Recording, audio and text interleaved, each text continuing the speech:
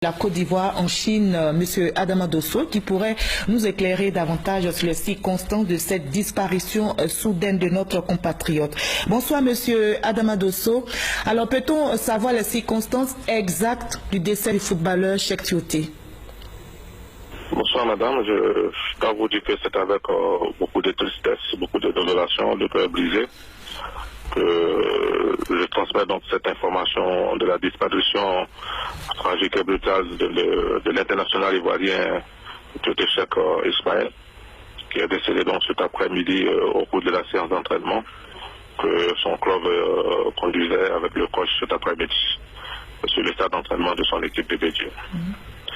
Effectivement, je dois vous dire que c'est le mois de Ramadan. Tioté Cheikh s'est réveillé ce matin à 2 h du matin. Il a pris son déjeuner ou son petit déjeuner comme tout le monde, comme tout musulman. Il a fait sa prière. Il ne pesait cela, tout cela ne pesait derrière. Il est allé donc à l'entraînement avec tous ses coéquipiers.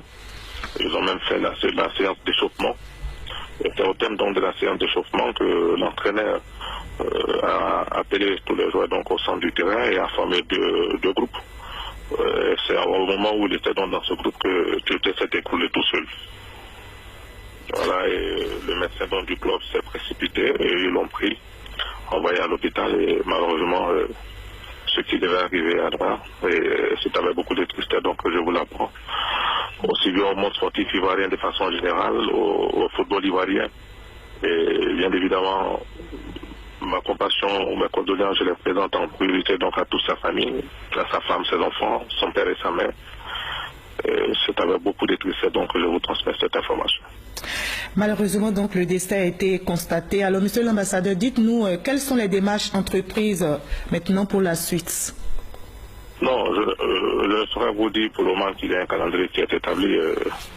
Nous sommes encore dans le feu de l'action, en liaison avec son club et bien évidemment avec les autorités ivoiriennes, avec à leur tête le chef de l'État, le ministre des Affaires étrangères, le ministre de l'intégration africaine des Ivoiriens de l'extérieur, le ministère des Sports, avec également la Fédération ivoirienne de football.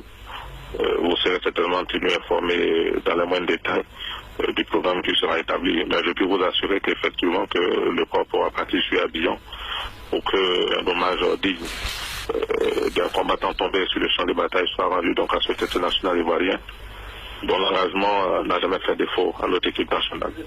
Il n'a jamais su tricher, il a toujours donné ce qu'il avait de meilleur en lui. Je me souviens encore de sa toute première apparition sur le maillot de notre sélection. C'était à l'occasion d'un match d'égal contre le Cameroun, à la suite des décès qui étaient suivis au stade Oufoué-Boigny après le match Côte d'Ivoire-Malawi. Donc c'est de façon solennelle, je pense, que le chef de l'État et le monde du sport en particulier rendant donc certainement un hommage mérité à ce vaillant, à ce éléphant qui est tombé donc sur le champ de bataille. Merci, M. Adama Dosso, pour votre réaction depuis la Chine. Et il y a eu aussi d'autres réactions. Il y a la FIFA qui a réagi. La Fédération ivoirienne de football salue un valeureux éléphant. Et l'international ivoirien Yaya Touré déclare ceci, et je cite, « Jamais je ne t'oublierai ».